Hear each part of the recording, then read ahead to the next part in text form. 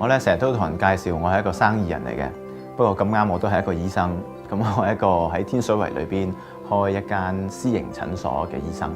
其實最初嘅時候我都就好似普通一個醫生咁咯，咁上帝叫我嚟呢度開診所啊嘛，咁我咪嚟開診所咯。咁我都係照翻即係平時咁醫病咁樣啦。不過都好多特別嘅經歷嘅。最初嘅時候就我都好少為病人祈禱嘅。始終即係做醫生啊嘛，咁覺得即係都係醫病啦、開藥啦咁樣。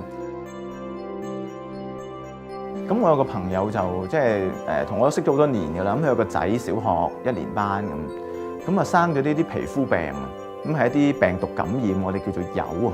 咁一粒一粒水泡咁由個肚腩一路生到去成個小便嗰啲位置啊、大髀啊，全部生咗成100幾粒咧，佢呢個水泡。咁咧揾我醫，我醫佢唔好。我揾個皮膚科嘅醫生幫佢醫咗幾次又冇乜大進展。醫咗可能10幾粒好咗，又生多10幾粒出嚟。咁咧搞到咧個小朋友又好唔開心，因為嗰啲治療都痛嘅其實。咁啊個爸爸就更心痛啦。咁啊個爸爸心痛到一個地步咧，就問我可唔可以即係帶佢入醫院，全身麻醉咗我呢個仔，然後一次過用即係啲冷凍手術嘅方法醫好佢。咁我覺得好似殘忍咗少少，係咪啊？即係嗰個病畢竟唔會死人㗎，咁但係要全身麻醉又好似即係有啲風險喎。咁當我又冇晒辦法，個爸爸又冇辦法，嗰啲皮膚科醫生都好似冇辦法嘅時候咧，咁啱我哋有一個聚會，我哋一啲祈禱嘅聚會，咁啊有一個傳道人就為呢個爸爸祈禱，都特別咧為佢呢個仔祈禱，因為知道咧嗰件事實在太困擾佢成個屋企，亦都好困擾呢個小朋友。